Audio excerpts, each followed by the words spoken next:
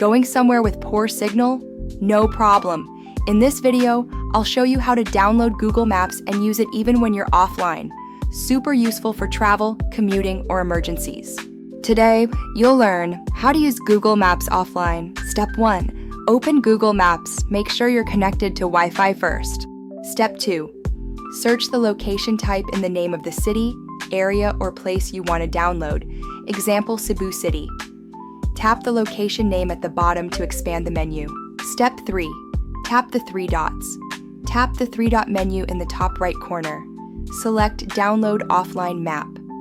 Or if you see a download button directly, tap that. Step 4. Adjust the area to download. A square map will appear. Zoom in or out to cover the area you want.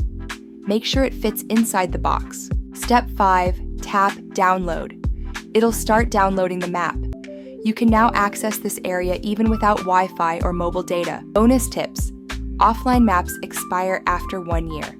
Just update if needed. They don't show live traffic, but navigation still works.